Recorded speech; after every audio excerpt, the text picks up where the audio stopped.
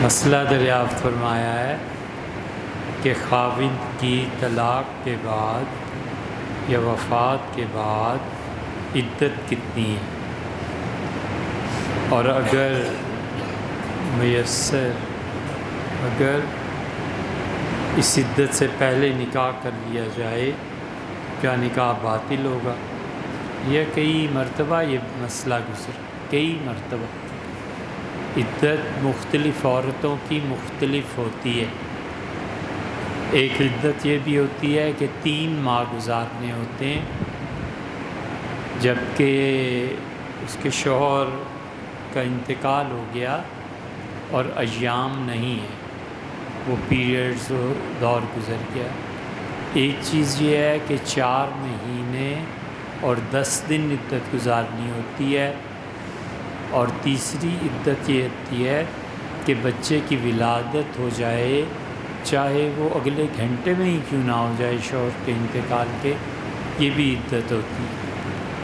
اور چوتھی قسم کی بھی عدت ہوتی ہے جنہیں خواتین کے حساب سے رکھا جاتا ہے۔ یہ ساری عدتیں، اور عدت کے دوران کسی سے بھی نکاح جائز بھی نہیں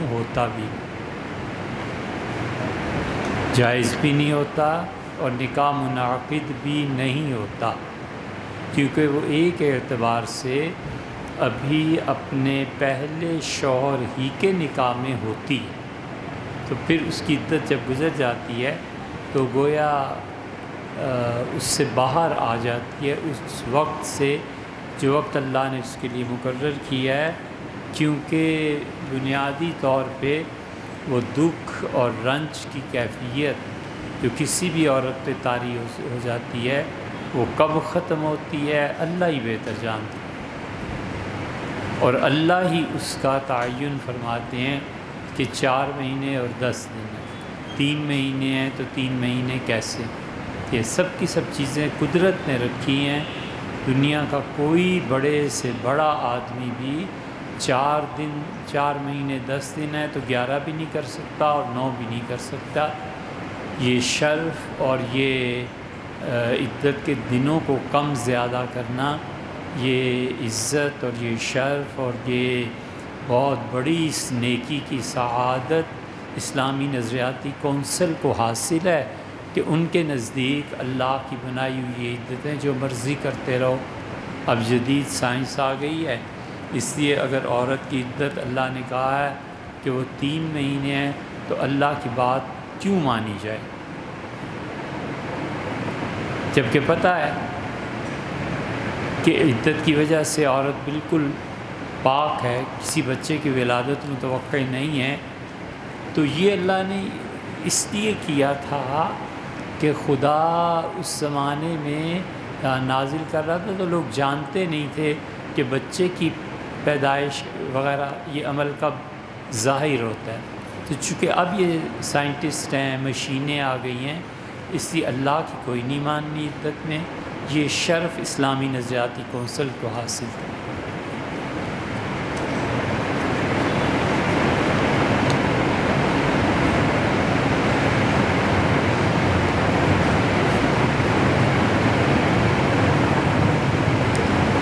عورت کا خاوند فوت ہو گیا اور گھر میں اکیلی ہیں اور اولاد بھی نہیں ہے، تو کیا اپنے والدین کی گھر عدت پوری کر سکتی ہیں، حالانکہ اس نے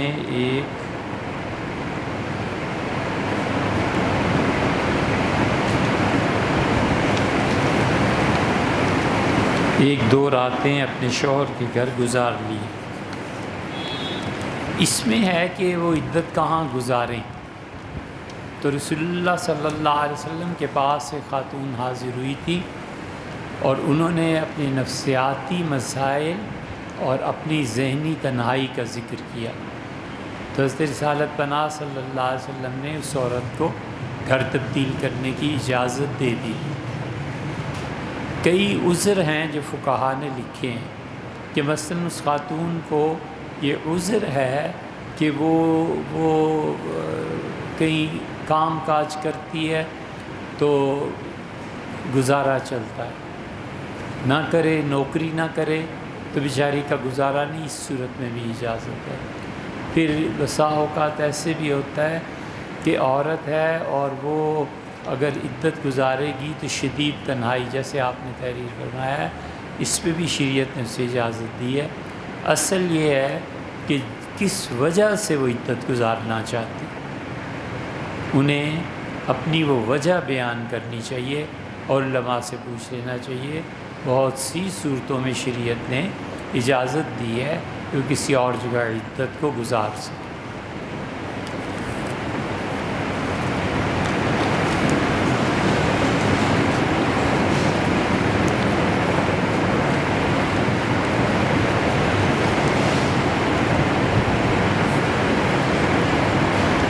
جدید دنیا اور خاص طور پر مغربی تہذیب انسان کو خوشی تلاش کرنے کو کہتی ہے۔ ایک مومن کی زندگی میں غم کی کیا حیثیت؟ بھئی اس میں تو کوئی شبہ نہیں کہ شریعت بھی خوشیاں تلاش کرنے کو کہتی ہے، اس میں کوئی شبہ نہیں، انسان کا حق بنتا ہے دنیا میں جہاں بھی امن، سکون، یہ چیزیں ہیں ان کو اختیار کرے، اور جو چیزیں تکلیف دیتی ہیں اپنے آپ کو ان چیزوں سے بچائے۔ مسئلہ یہ ہے کہ شخصیت کی خوشی کس چیز میں ہے؟ شخصیت کی خوشی محدود ہے، شخصیت کی خوشی کے متعلق شریعت اسے کہتی ہے کہ یہ جائز ہے، یہ سب چیزیں سوچنی پڑتی ہیں، پھر غور کرنا پڑتا ہے، پھر اجازت بھی ہوتی ہے۔ تو اس لیے اگر خوشیاں تلاش کرنی ہے، اس کے مطابق زندگی بسر کرنی ہے، بالکل کیجئے، بالکل زندگی بسر کیجئے، لیکن یہ بس خیال رہے بنیادی طور پہ کہ اللہ تعالیٰ کی نافرمانی نہ ہو، بس خدا کی فرما برداری رہے۔ جہاں بھی جب بھی نفس کے اور دین کے تقاضے آپس میں ٹکرانے لگیں، اپنے آپ کو پوری پابندی سے شریعت کے تابع رکھنا چاہیے، اپنی طبیعت کو بدلنا چاہیے شریعت کو۔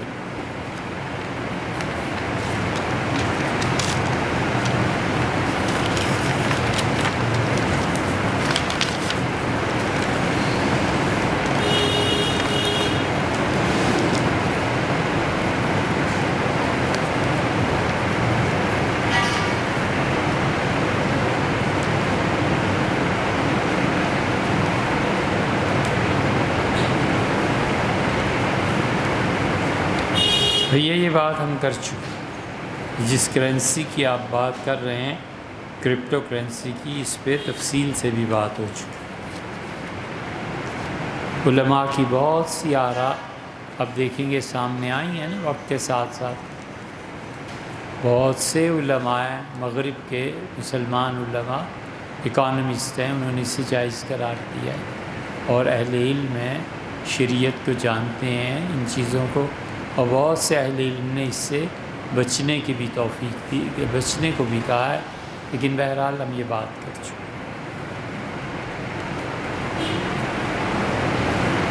تفسیر ابن کثیر کا سب سے مستند اردو ترجمہ کون سا ہے؟ ہمارے علم میں نہیں۔ جوناگڑھی صاحب نے تفسیر ابن کثیر کا ترجمہ کیا تھا، اس میں بہت سے مقامات پر بہت سی احادیث ہیں جو انہوں نے چھوڑی دی۔ کوئی عذر پیش آیا ہوگا یا مرحوم نے کیوں چھوڑ دی ہے وہی جانتے ہوں گے، لیکن ہمارے علم میں نہیں ہے کہ تفسیر ابن کثیر کا صحیح معنی میں جیسے محاورہ ہے اس کے مطابق، یا جیسے ابن کثیر رحمہ اللہ نے تفسیر لکھی تھی ایسے ہی ترجمہ بھی کر دیا گیا ہو، کوئی علم نہیں۔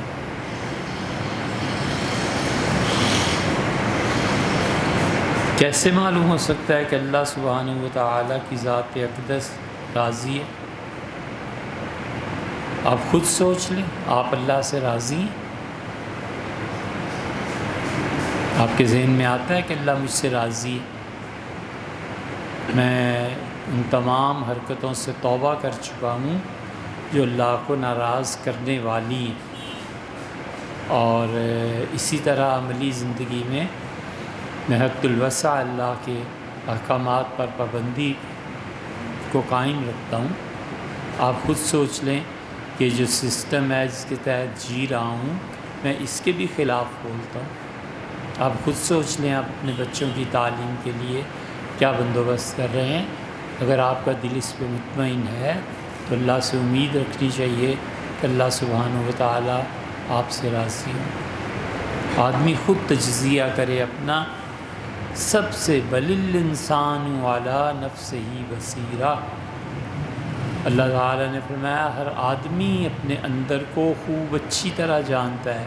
وَلَوْ أَلْقَى مَعَاذِيرًا، وہ گناہ کر کے جتنی بھی عذرت اور معذرتیں پیش کرتا رہنا، کوئی گواہ نہیں بن سکتا، وہ خود جانتا ہے کہ وہ کتنے پانی میں۔ لیکن دعا مانگتے رہنا چاہیے، خاص طور پہ وہ چیزیں جس سسٹم میں رہ رہا ہے، اور خاص طور پہ جہاں اسے اطمینان نہیں ہوتا کہ اللہ یہ چیزیں اب بس میں نہیں ہیں، کیا کروں، تو یہ اللہ کی رضامندی کا بھی ایک ذریعہ ہے۔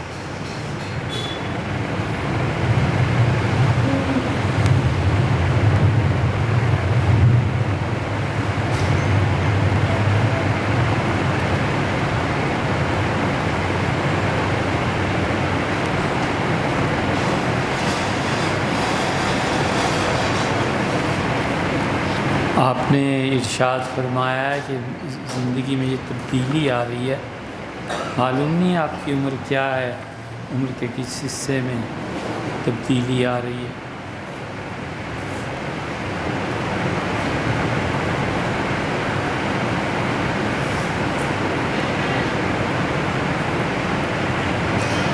ابھی آپ نے طلاق کا تحریر فرمایا ہے کہ اپنے زبان سے کہہ رہا ہوں، بلکہ ایسا کئی بار ہو چکا ہے، تو کیوں آپ نے طلاق دی، وجہ اس کی کیا تھی؟ اور طلاق دی تو خود سے طلاق دی یا اس خاتون کو مخاطب کر کے کہا کہ تمہیں طلاق؟ کوئی آدمی جب یہ کہتا ہے کہ میں نے طلاق دی، تو اگر وہ آدمی متعین نہیں کر رہا عورت کو، یا اس کے ذہن میں نہیں ہے، یا اس کی تحریر میں نہیں ہے، تو طلاق چونکہ نسبت سے واقع ہوتی ہے نا، میں نے اپنی بیوی کو طلاق دی، میں نے تمہیں طلاق دی، میں نے اس گھر میں یہ خاتون اس نام کی ہیں، اسے وغیرہ وغیرہ، تو جب ایسی نسبتیں نہیں ہوتی تو طلاق واقع بھی نہیں ہوتی۔ لیکن یہ جو آپ فرما رہے ہیں نا، یہ بہت بہت نازک کام ہے۔ کس کو آپ نے طلاق دی ہے؟ کب سے ایسے ہوا؟ یہ سب چیزیں فتویٰ طلب ہے۔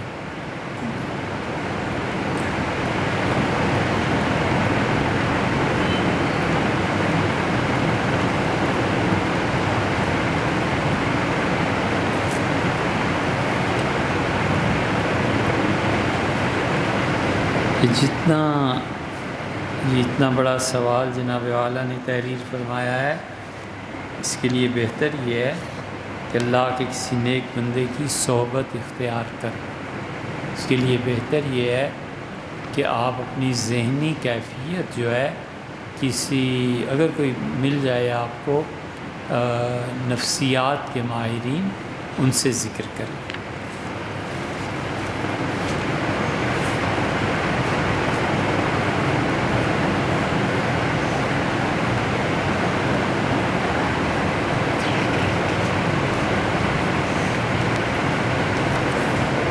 ستائیس رمضان اور قرآن کریم کا نزول اور آخری آیات کس ماہ مبارک میں نازل ہوئیں، یہ ایسی چیز ہے بھیا جو سوالات میں تو ہے، لیکن ان سے ضروری یہ ہے کہ آپ ذہنی طور پہ اپنے آپ کو مطمئن کریں۔ ٹھیک ہے، یہ الفاظ، ان کا چناؤ، یہ چیزیں بتاتی ہیں کہ آپ ذہنی طور پہ کافی پریشانیوں میں ہیں۔ فی الحال اللہ کا ذکر کیجیے، اللہ سے دعا مانگیے، دعا سے مؤثر چیز کوئی نہیں، بس اللہ سے دعا مانگیے، اور یہ دینی چیزیں اتنی زیادہ پڑھنے کی بجائے ریلیکس فیل کریں اور کسی اللہ کے اچھے بندے کی صحبت میں رہیں۔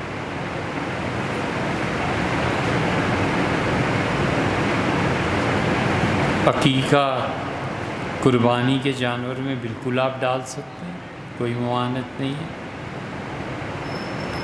بیرون ملک رہائش پذیر افراد کو فطرانہ کی رقم کہاں ادا کرنی ہے؟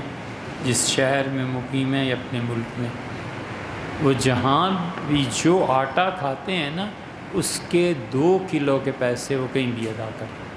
مثلا وہ آٹا اور روٹی فرض کر لیجئے کہ امریکہ میں کھا رہے ہیں، وہاں پہ وہ فرض کر لیجئے $10 کی بن جاتی ہے، وہ $10 آپ پاکستان جب بھیجیں گے تو یہ 300 روپے ہو جائیں گے، جبکہ وہی 2 کلو روٹی یہاں کھانے والا ممکن ہے وہ 150 میں ہی اپنے فدیہ پورا کر دے، فطرانہ وغیرہ پورا کر دے۔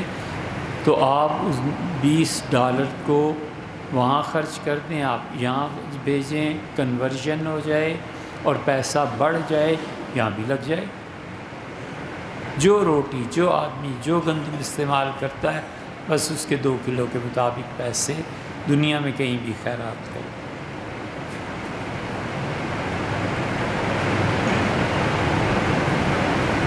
مجدد کے بارے میں آپ نے جو اتنی تفصیل تحریر فرمائی ہے،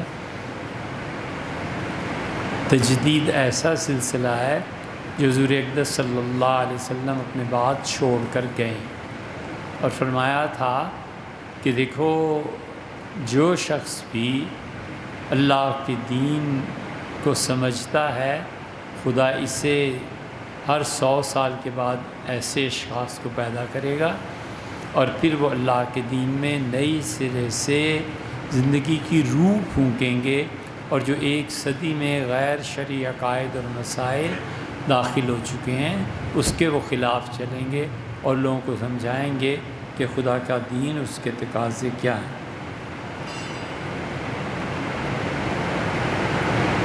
ایک سوال مفتی سعید خان صاحب سے ہے۔ اچھا بھیا کر لینا۔ جرابوں پر ہیں، پہلے سوال کس کے ساتھ ہے؟ جرابوں پر مسح کر سکتے ہیں؟ اس میں بہت تفصیل سے باتیں ہو گئیں، بہت تفصیل سے۔ جرابوں پر مسح کر سکتے ہیں بشرطے کہ جرابیں مسح کی شرائط پر پوری اترتی ہیں۔ آپ ایک دلچسپ بات سنائیں، لندن میں نماز کا وقت تو وضو ظاہرہ کر رہے تھے، تو ایک لڑکا ہمارے ساتھ آ کے بیٹھا اور اس نے وضو شروع کیا، ہاتھ دھوئے، کونیوں تک نہیں، یہاں بس جتنے ہاتھ دھوتے ہیں۔ اس کے بعد انہوں نے ہاتھ خشک کیے، پھر پانی کا نلکا کھولا اور اس کے نیچے ایک ہاتھ دے کے تو ایسے ماتھے پہ اور چہرے پہ پانی مل گیا۔ اب پھر انہیں چہرہ خشک کیا، اب انہوں نے ایک ہاتھ پہلا دایاں اس کو پانی میں ڈال کے ایسے ہی خشک کیا جھاڑ، پھر انہوں نے اسے الٹے ہاتھ کی کونی تک پھیرا، پھر انہوں نے دوسرا ہاتھ جھاڑا الٹا اور اس کو خشک ہونے کے قریب کر کے پھر دائیں کونی پہ مسح کر لی، پھر ٹوپی تھی، شدید سردی، ایسے ہی ذرا سا کیا انہوں نے، اور بوٹوں اور جرابیں یہ جو اونی سوتی ملتی ہیں اسی پہ ہاتھ پھیرا اور ٹیشو پیپر سے گیٹ اپ درست کیا اور کنگھی کی اور نماز پڑھنے کے لیے چلنے لگے۔ میں نے ان سے پوچھا کہ یہ کیا چیز تھی جو آپ نے کی؟ فرمایا وضو تھا۔ کہ ماشاءاللہ، تو یہ کونیوں کا کیا ہوا؟ کہنے لگے میں دین کو بہت پڑھا ہوا ہوں۔ آپ کون صاحب ہیں؟ میں نے کہا میں جو بھی ہوں یار، لیکن ایسے ہی پوچھتا ہوں کہ کیا؟ کہنے لگے دیکھیں مولانا صاحب، میں کسی سے بحث نہیں کرتا، اور خدا نے مجھے دین کی بڑی گہری سمجھ عنایت فرمائی ہے۔ موزوں پر مسح جائز ہے اور سر پہ مسح بھی جائز ہے۔ شریعت ہمیں یہ تقاضا کرتی ہے کہ ہم آرام دہ زندگی بسر کریں۔ اب اس سردی میں اگر میں کونیاں دھوؤں تو میں بیمار نہیں ہو جاؤں گا، اس لیے جہاں خدا نے اجازت دی کہ سر کا مسح کر لو اور پاؤں کا، میں نے کونیوں کا بھی مسح کر لیا۔ میں نے کہا تو پھر اب کہنے لگا اب آئیں نا نماز پڑھتے ہیں، آپ پڑھا دیں، آپ پیچھے پڑھ لیں۔ یہ دین ہے، یہ مسح ہے، اور یہ اللہ کے دین پہ عمل ہے، اور یہ آسانیاں، ولیعذ باللہ ایسے ہی ہے۔ شریعت نے جس چیز کو جتنا جائز قرار دیا ہے اور جتنا ناجائز، بس ان لیمٹس میں رہنا چاہیے، اپنے پاس سے نئی نئی چیزیں نہیں ایجاد کرنی۔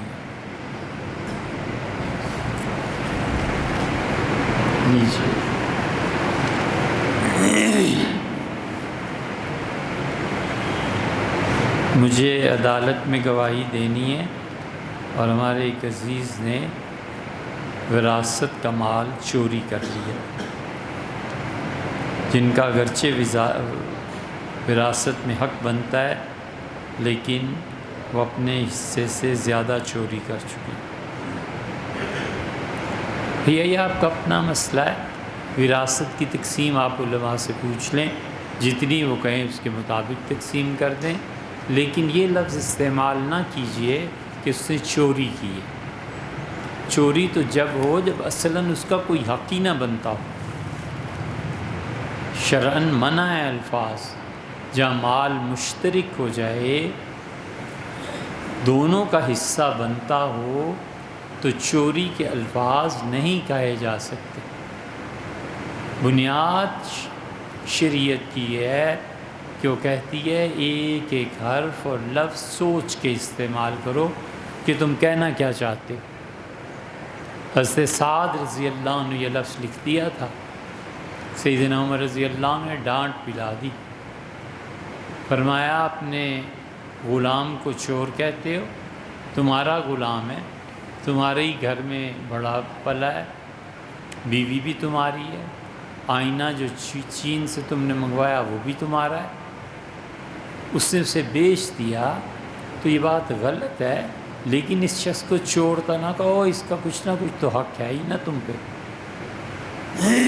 خود امیر المومنین رضی اللہ عنہ نے ایک غلام کے متعلق فیصلہ فرمانا تھا، تو اسے ہاتھ کاٹنے کی سزا نہیں دی، فرمایا آخر یہ میری رعایا ہے، میرا شہری ہے، اس نے ایک چیز ایسی چرا لی ہے کہ سرکاری بیت المال میں بہرحال اس کا کوئی نہ کوئی حق تو میرے ذمہ ہے نا بھائی، یہ کہو کہ اس نے غلط حرکت کی ہے، میں ہاتھ نہیں کاٹ سکتا، یہ کوئی چوری نہیں۔ اس لیے وراثت میں انہوں نے جو اپنا حق لے لیا ہے، اگر اس سے زیادہ بڑھ کر لے لیا ہے تو آپ جا کر عدالت میں دعویٰ کریں یا کسی کو کہیں، یہ مت کہیں کہ اس سے چوری کی ہے۔ چوری بہت بڑا جرم ہے اور شریعت اسے تسلیم نہیں کرے گی اس صورت میں، کیونکہ وراثت میں مال چاہے اس کا 1 روپیہ بنتا ہو اور اس نے 10,000 چوری کر لی ہوں، 9,999 وہ آپ کا حق بنتا ہے، تو آپ سے نہیں کہہ سکتے کہ یہ چور ہے۔ ہمیشہ لوگوں پر کوئی بھی الزام لگانا ہو 10 دفعہ سوچ کے لفظ بولنا چاہیے کہ میں کیا اس کو کہنے لگا ہوں۔ صاحب ہدایہ رحمۃ اللہ علیہ اس مسئلے کو وضاحت سے بیان کیا ہے، اور اس طرح جب آپ کہیں گے تو اس کی پردہ ستری بھی ہوگی، اس کی کوئی عزت بھی نہیں رہے گی معاشرے میں۔ اس کا پردہ رکھنا ضروری ہے، سمجھانا ضروری ہے۔ حدود کی جتنی مباحث ہیں، حدود کی مباحث میں بنیادی طور پر یہ کور کرنا کہ اس کی بدنامی نہ ہو، یہ دوسرے کے ذمہ فرض ہے۔ کبھی بھی حدود کے معاملات میں کسی کے متعلق کوئی بھی برا لفظ کہنا جو حد سے بڑا ہوا ہو، یہ اللہ کے یہاں جواب دہی۔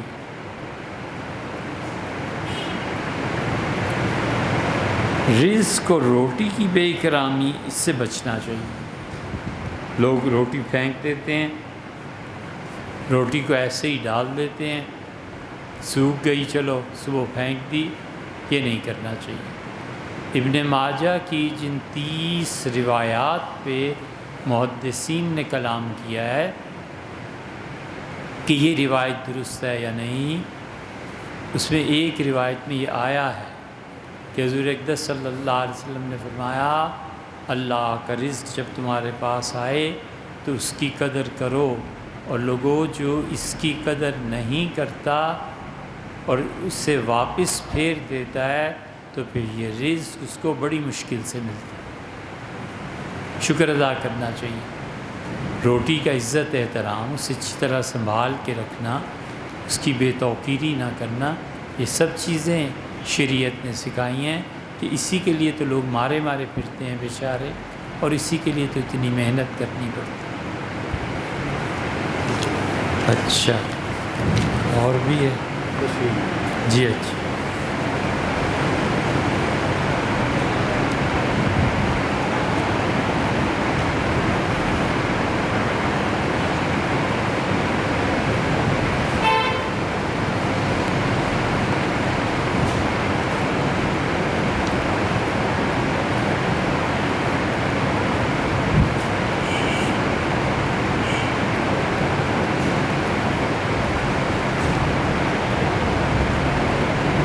جی بھیا، آپ کا پہلا سوال جو ہے یہ بالکل ٹھیک ہے، آپ نے صحیح چیز کی طرف توجہ دلائی۔ میں عام طور پر عربوں سے مراد یہ سعودی لیتا ہوں جو وہابی، اس کے علاوہ نہیں۔ ہمیں معلوم ہے وہاں بڑے بڑے متقی پرہیزگار لوگ حنبلی، شافعی اور مالکی حضرات ہوتے ہیں، ان کے عقائد سارے اہل سنت کے مطابق ہیں۔ آپ نے بالکل صحیح فرمایا اور صحیح چیز کی طرف صحیح موقع پہ توجہ دلائی کہ تصوف کے بارے میں ہمارا موقف کیا ہے، اور وہابی مذہب تو ان کا سرکاری مذہب رہا اور کچھ عرصے کے لیے۔ سعودیہ والوں کے ساتھ اب تک عملاً ایسے ہی ہے۔ ہمیں جب بھی تجربہ ہوتا ہے ان سعودی سے، حنبلی فقہ میں بھی وہ کئی مرتبہ ڈنڈی مارتے ہیں۔ ہمارا تجربہ یہ ہے، اور خود سعودیہ ہی میں اہل السنہ میں بڑے نیک بڑے پاک لوگ الحمدللہ وہ بھی، لیکن وہابیت کو جب ہم کوٹ کرتے ہیں تو آپ نے دیکھا ہو شاید کہ ہم ان کے اس مسلک کو ہی کوٹ کر کے کوئی حوالہ دیتے ہیں جو انہوں نے کسی زمانے میں اپنا لیا تھا اور اب تک عمومی طور پہ اسے چلایا جاتا ہے۔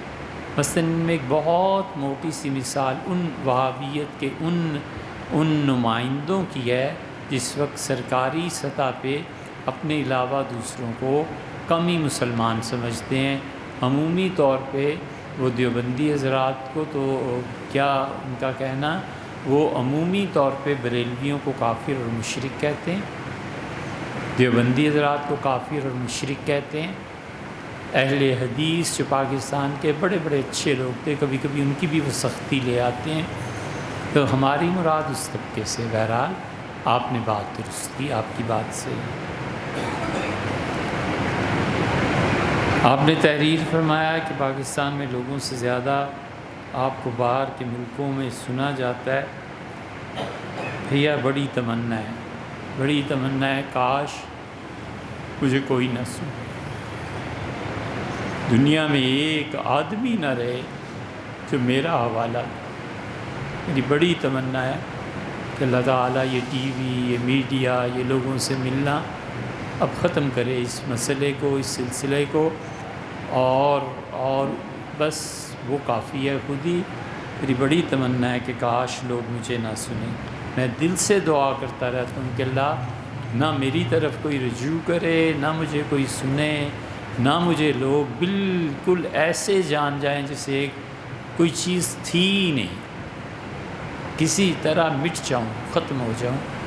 میں تنگ آتا ہوں ان چیزوں سے، جب کوئی تعریف کرتا ہے، جب کوئی کہتا ہے جسے آپ نے لکھا ہے کہ لوگ سنتے ہیں اور لوگ تعریف کرتے ہیں، میں تنگ ہوتا ہوں، جو غصہ آتا ہے۔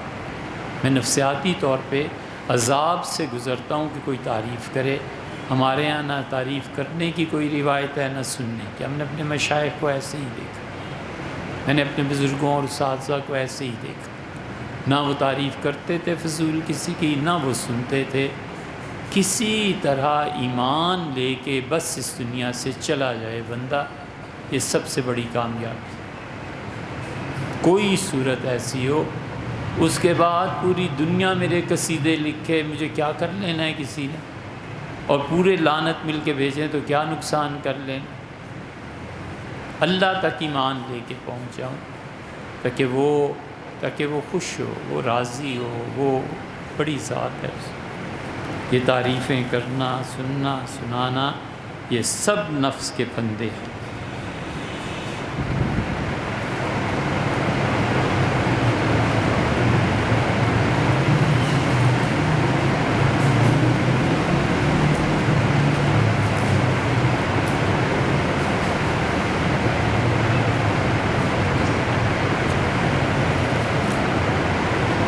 ایک سوال آپ نے یہ لکھا ہے کہ بینکنگ، اسلامک بینکنگ، اب آپ نے لکھا ہے تو میں عرض کر دیتا ہوں بھیا، بہت بڑی ضرورت اس بات کی ہے کہ ہمارے جو نوجوان بچے بینکنگ میں جاتے ہیں، اور جو یہ بچے اکانومی کو خاص طور پر پڑھتے ہیں، ان کی گرومنگ کی جائے کہ اسلام کا نظام کیا ہے، اسلام سود کے خلاف کیسے، کیا ہم اپنے ملکوں میں ایسی کمپنیز قائم کر سکتے ہیں جو پوری طرح پہ اسلامک سسٹم کو لائیں، اس کو بینکنگ کا نام دیں، اس کو بینکنگ کا نام نہ دیں، ادارے کھولیں، لیکن پورا پروسیجر ہونا چاہیے کہ ہم اپنے بچوں کو اکانومی کی تعلیم دیں، 30-40 سال ایک نسل تیار کریں جو مغرب کا باقاعدہ مقابلہ کر سکے۔ ہمیں اس انڈسٹریز، ان چیزوں کو رواج دینا چاہیے جہاں پہ حلال اور حرام کے فرق میں تمیز کی جا سکے۔ بیٹے یہ پوری دنیا کا سسٹم ہے۔ کچھ ایسے لوگ چاہیے جن کے والد 2-4 کروڑ روپیہ اپنے ایسے بچوں کے نام لگا دیں اور اسے کہیں بیٹے زندگی میں کچھ نہیں کرنا، اسلام کیا سکھاتا ہے معیشت کے بارے میں یہ کرنی ہے، شادی تمہاری میرے ذمے ہے، گاڑی میرے ذمے ہے، تمہارا گھر میرے ذمے ہے، تم صرف اور ایک صرف کام یہ کرو گے کہ دنیا کے مختلف نظام چیک کرو، پڑھو، 10-20 سال اس میں کھپاؤ، اپنے بالوں کو سفید کرو، اور بیٹے اللہ کے دین کو ایک مرتبہ پھر سروائیو کیا جائے کہ کس طرح ہم سود سے پاک سسٹم میں اپنی زندگیاں گزار سکیں۔ یہ اتنی بڑی چیز ہے کہ اگر کوئی آدمی یہ نیت کر کے بھی پیسے جمع کرنا شروع کرے گا تو اللہ کیا امید ہے کہ اس نے بہت بڑا قدم لے لیا کہ میں رب 1 کروڑ روپیہ اپنے بچے کو دوں گا، ساری ضروریات کا کفیل ہوں، باقی بچے اور پڑھ رہے ہیں پڑھیں۔ یہ سسٹم قائم کر کے مجھے دکھائے گا کہ خدا کا دین، بینکنگ، اکانومی یہ کیسے ہوتی۔ ہم اپنے بچوں پہ محنت نہیں کر پا رہے میرے بھائی۔ بچے تھوڑے تھوڑے بڑے ہوتے ہیں، 22-25 سال کے، جاب ڈھونڈو، کوئی جاب نہیں ڈھونڈنی بیٹے، میں ہوں۔ دادا کہے کہ بیٹے میں ہوں، آپ چھوڑ دیں جاب کو، آپ مجھے لا کر دکھائیں اکانومی دنیا میں کہاں بہترین پڑھائی جاتی ہے، ہارورڈ میں، اکانومی دنیا میں کہاں فلاں جگہ پہ جاؤ پڑھو، 10 سال لگا کے آؤ۔ ایسی بڑی تعداد ہمارے بچے جمع ہو جائے، اپنا فرض نماز پڑھیں، بینکنگ میں جو کام انہوں نے اپنے طور پہ کرنے ہیں کریں، اور اللہ خیر سے۔ اتنی بڑی کھیپ چاہیے، انویسٹرز چاہیے۔ اس میں ہم بولنا شروع کریں تو شام ہو جائے۔ آپ ایسی بات پوچھ رہے ہیں جس کا ہمیں یارہ نہیں ہے، تاب نہیں لا سکتے۔ میں آپ کو مثالیں پیش کروں۔ ایچیسن کالج یہ جو لاہور بنا ہے نا، گوروں نے کہا کہ ایسا کالج ہندوستان میں بنانا ہے جہاں آ کر بچے پڑھیں گے، اور ایچیسن کالج سے جو بھی پڑھ کر فارغ ہوگا وہ اس ملک کی اتنی بڑی کریم بنانی ہے کہ کم سے کم بھی وہ پرائم منسٹر بنے گا۔ گوروں نے اعلان کیا، ان کا کافر و مسلمان ہمیں کیا بحث ہے، آؤ بچوں پڑھو، اور انڈیا کو سنبھالو۔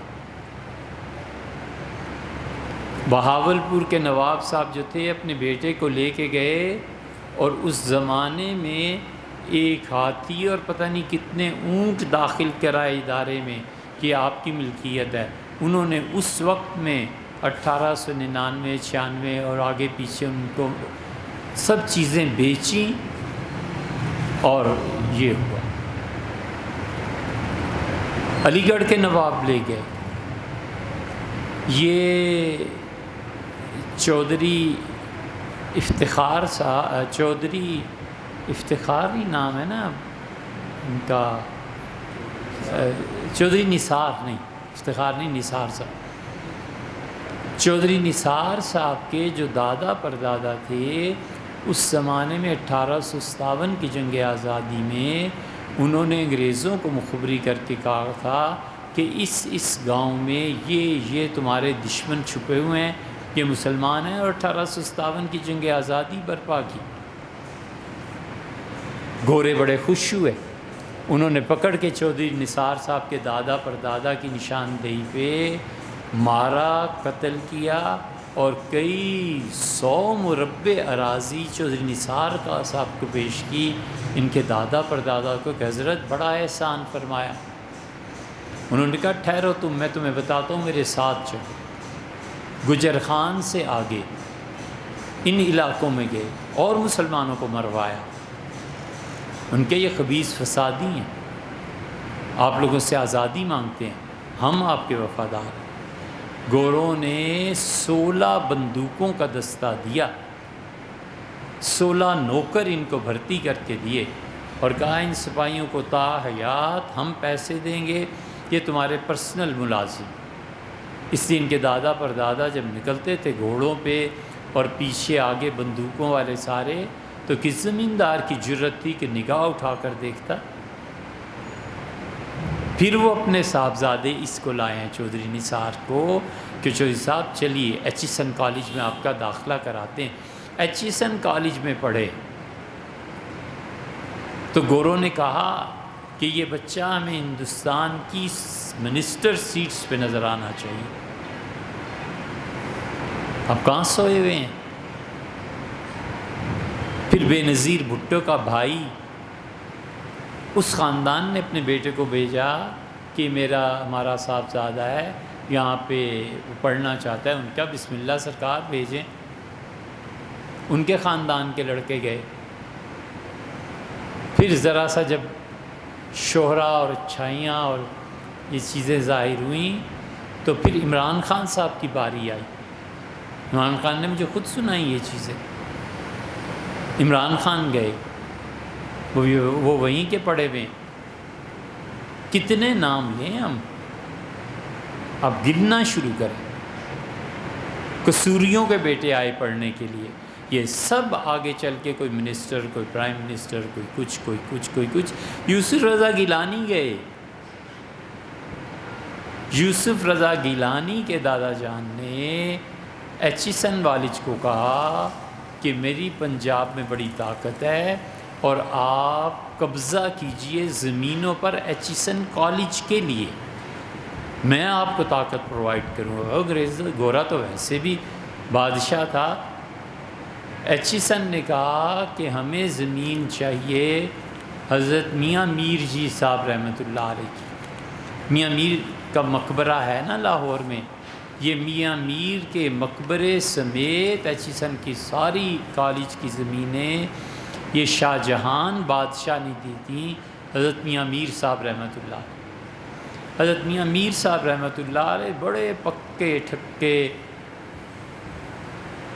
قادری مشائخ میں سے تھے، اور ان کی طبیعت پر کبھی کبھی جذبہ جیسے مجذوب ہو جاتے ہیں ایسے تھا۔ اس جذب کی وجہ سے سکھوں نے ایک مرتبہ امرتسر گردوارے بلایا اور کہا حضرت آپ آئیں، اور ہم سکھ لوگ ہیں لیکن ہم آپ کا احترام کرتے ہیں۔ پنجہ صاحب اور گردوارے کی بنیاد میاں قادری صاحب رحمہ اللہ تشریف لے گئے تھے رکھنے کے لیے۔ اس ساری خانقاہ کی زمین پہ ان کے دادا اور پردادا حضور نے جو گورنر پنجاب ہیں انہوں نے قبضہ کروایا تھا۔ یہ ساری زمین اب تک خانقاہ کی ہے، یہ گورنر ہاؤس خانقاہ کا ہے۔ کوئی کہہ سکتا ہے کہ حضرت یہ گورنر ہاؤس ہی کم سے کم نہ بناؤ کچھ بھی، یونیورسٹی تو تم نے خیر کیا بنانی ہے گورنر ہاؤس میں، خدا کا واسطہ ہے جن کی زمین ہے اصل وارثوں کو واپس کرو۔ حضرت میاں میر رحمۃ اللہ علیہ کا خان وعدہ چلا۔ آپ کیسی باتیں کرتے ہیں؟ انگریزوں نے کہا یہ سب چیزیں ہماری، بچے ہمارے وہ پیدا ہوں گے جو ہمیں منسٹر، پرائم منسٹر کی سیٹ پہ تک چل رہا ہے، وہ اب تک ہے۔ اور انہوں نے بہت بڑا کارنامہ انجام دیا۔ اللہ تعالیٰ اپنے عدل اور انصاف کے ساتھ جو دیا کرتا ہے خدا انہیں بھی پہنچائے۔ بڑا عدل کیا، بڑا عدل کیا۔ گیلانی صاحب کے پردادا نے جب یہ 1857 کی جنگ آزادی ہوئی تو ستلج کا کنارہ روک لیا، خود تشریف لے گئے، ایسے ہی درویش بنا پھرتے تھے، اور جا کے انگریزوں سے کہا یہ سب پیر پگاڑے کی گدی کے لوگ ہیں، انہیں قتل کرو۔ چن چن کے قتل کیے۔ یہ گیلانی فیملی نے کہا کہ آپ ہمیں کیا دیں گے؟ انہوں نے کہا جتنی زمین پہ گھوڑا دوڑاؤ تمہاری ہے، بندے بتاؤ جو آزادی کو چاہتے ہیں۔ اس نے کہا آؤ پھر میرے ساتھ۔ پھر گھوڑے لے کے نکلے، بھگائے، اور جا کر دریائے سندھ کے کنارے بڑے بڑے علماء اور مشائخ کو انہوں نے قتل کیا کہ یہ آزادی کی تحریکیں چلاتے۔ بھیا انصاف چاہیے، بھیا تاریخ چاہیے، یہ ایسے نہیں ہے۔ چودھری نثار علی اب تک ہیں، ماشاءاللہ حکومت کر رہے ہیں نا۔ گیلانی صاحب سینٹ میں، وزیر اعظم صاحب کو جو کچھ ملا تھا، انگریز پچھلی نسلیں جو کچھ دے گئی تھی، کبھی تو فرمائے نا کہ یہ چیزیں ہمیں ملی۔ اور بھی سنو، امروٹ شریف پہ حملہ ہوا تھا جب بنو امیہ نے ظلم کیے تو یہ سید بھاگے، سادات بھاگے وہاں سے، ظلم کو برداشت کرتے رہے بیچارے۔ ان میں واسط قلعہ توڑ کے یہ بھاگے تھے۔ تو جب بنو امیہ نے ان کو پکڑنا مارنا چاہا تو واسط سے بھاگ کے انہوں نے یہاں پر سندھ میں آ کے پناہ لی تھی، اس لیے یہ سید واسطی کہلاتے ہیں۔ اور ایک بہت بڑا گروہ ان کا بخارا میں آ کے ٹھہرا، وہ بخاری سید ہے۔ اور ایک گروہ نے، گردیزیوں نے ادھر آ کر جگہ لی ملتان میں، یہ گردیزی وہاں کے سید ہیں۔ مختلف جگہوں سے ان سادات کرام رحمہم اللہ کی نسبتیں جڑی ہوئی ہیں، اور بات اصل میں پھر یہ تھی کہ یہ سارے بنیادی طور پہ قادری سلسلے سے تھے، کیونکہ حضرت شیخ عبد القادر جیلانی رحمۃ اللہ علیہ ان کی کرامتیں تواتر کی حد تک پہنچی۔ اس امت کے بہت بڑے اولیاء کرام میں سے حضرت شیخ عبد القادر جیلانی تھے، اور آپ حرم شریف میں کھڑے ہوں نا، بیت اللہ میں، تو بیت اللہ میں آپ پیٹھ کریں حجر اسود کی طرف، کبھی جاتے ہوئے آپ سامنے دیکھیں تو محل بنے ہوئے، یہ محلات کی جگہ یہ حضرت کی تھی، شیخ عبد القادر جیلانی رحمۃ اللہ علیہ۔ یہاں پہ ان کی خانقاہ تھی، حضرت سال میں ایک آدھ مرتبہ آتے تھے، سال دو سال یہاں گزارتے تھے، بیت اللہ کے سامنے بیٹھے رہتے تھے۔ قادریہ سلسلے کے مشائخ نے یہاں پر رش پائی ہے حرم شریف۔ تو سادات بھی تھے، قادری بھی تھے، یہ یہاں آ گئے تھے، پھر ان کی گدیاں چن چن کے ختم کی گئی۔ حالجی شریف والے سندھی، انگریز کے لیے عذاب پڑ گیا تھا، اس نے کہا میں نے مسجد توڑنی ہے اور یہاں سے نہر گزرے گی۔ جو حضرت بڑے پیر صاحب رحمۃ اللہ تھے، ان کا سوال ہی نہیں پیدا ہوتا، میں مر جاؤں گا مگر مسجد نہیں توڑنے دوں گا، آپ نہر دوسری طرف سے نکال۔ ایسے ہی انہوں نے کیا، نہر نکلوا کے چھوڑی۔ یہ شیخ رشید صاحب، یہ جو اب پروجیکٹ بن رہا ہے یہاں پہ، یہ جو اسلام آباد کی روڈز کھلی چک شہزاد والی چوک پہ اب بن رہا ہے نا، یہاں پہ مسجد امن ہوا کرتی تھی، شیخ رشید صاحب نے توڑوائی، ختم کرایا۔ کس کس کے کارنامے بتائیں؟ یہ سارے حضرات ماشاءاللہ انگریزوں نے اسی لیے کیا تھا تاکہ یہاں وہ نسل ہی پیدا نہ ہو جو آزادی کا نعرہ، یا نسل ہی پیدا نہ ہو جو کہے کہ ہمیں دین چاہیے، جو نسل ہی پیدا نہ ہو جو غربت کے خلاف جنگ کرنے کے لیے اٹھے کہ نہیں چاہیے غربت ہمیں۔ یہ سارا کچھ کرتوت انہی لوگوں نے کیا نا، اور پھر انہوں نے مسجد بھی توڑوا دی۔ اب کون پوچھ سکتا ہے کہ حضرت یہ کیا کرنے لگے ہیں؟ اسی وجہ سے ہے بڑا بات، یہ بڑی سخت ہم لوگوں نے، اور ہم میں سے یہ جو لوگ ہیں ان کے آباء و اجداد نے اتنے لعنتیوں والے کام کیے ہیں کہ وہ لعنت اور پھٹکار سے جان ہی نہیں چھوٹتی۔ ایک چیز ٹھیک ہوتی ہے تو دوسری غلط ہے، دوسری غلط ہوتی ہے تو 10 اور خراب ہو گئی ہیں۔ یہ سب ان لوگوں کی کمائی ہوئی چیزیں ہیں، اور ہمارا جرم یہ ہے، ہمارا ظلم یہ ہے کہ ہم بات تک نہیں کرتے کہ یار یہ نہ کرو، یہ چیزیں نہ کرو، اللہ کے یہاں جواب دینا۔ بھٹو صاحب کا خاندان بھی ایسے ہی تھا، یہ جھوٹ نہیں کہہ رہا، پورے وثوق اور اعتماد اور ایمان سے رمضان میں کہہ رہا ہوں، غریب لوگوں کو دیکھ کے سڑکوں پہ مٹی توڑتے ہوئے، وہ پتھر توڑتے ہوئے دیکھ کے زارو قطار روتا تھا بھٹو۔ اور یہ خود مبشر حسن نے مجھ سے بیان کیا، مبشر کمیونسٹ تھے نا، تو مبشر حسن نے ایک جگہ سب بیٹھے، مبشر حسن نے کہا بھٹو یار کل وہاڑی سے ہم چلے تھے، ملتان آ رہے تھے، سارا رستہ روتے ہی آیا۔ میں نے بھٹو کو بہت پوچھا ہوا کیا ہے، تو آخر شام کو چیخ ماری اس نے۔ میں نے کہا بھٹو سنبھلو، تمہیں ہوا کیا ہے؟ اس نے کہا یار میرے بچے کب تک یہ کام کرتے رہے، کب تک گرمیوں اور دھوپوں میں میرے بچے پڑھیں گے نہیں، اور یہ اتنی غربت، اس طرح غربتیں مٹتی ہیں بھلا؟ پارٹی کھڑی کیا ہے، کام کرو، ہم ختم کریں ان مشقتوں۔ لیکن ظاہر ہے کہ بھٹو صاحب جتنے بھی بڑے آدمی ہوں، لیکن وہ اس سسٹم کا شکار ہو کے رہے جو سسٹم رکاوٹ ڈال رہا ہے کہ کوئی خدا کا دین نہیں چاہیے۔ شام ہو جائے یار، آپ کیسی بات ہے۔ اسلامک بینکنگ کے لیے نسل پیدا کیجیے، خلاصہ ہے بس، پیسے جمع کیجیے، کوئی اچھا ٹاپ کا کالج یونیورسٹی بنائیے، اپنے بچوں کو کہیے بیٹے وراثت تو تم لوگ لو سو لو، میرا یہ ایک ہیرا ہے، اس نے بالکل اکانومی کو پڑھ کے دینا ہے مجھے کہ بچہ اکانومی کو کیسے راہ راست پہ ڈال سکے۔ آخری سوال نظام تعلیم کے بارے میں، ایسا نظام تعلیم وضع کریں جہاں پر ہم اپنے بچوں کو باہر سے پڑھنے کے لیے پاکستان بھیجیں۔ دو نا یار پیسے، 10 کروڑ دے دو، 10 کروڑ دے دو، اور 2 سال کے لیے بھول جاؤ، اور 2-4 بچے مجھے دے دو جن کی عمریں 20 سال سے زیادہ نہ ہوں، اور میں انہیں کہہ سکوں کہ بیٹے شادی 30 کے بعد کرنی ہے، فی الحال یہیں رہو، کام کرو، میرے ساتھ مل کے کام کرو۔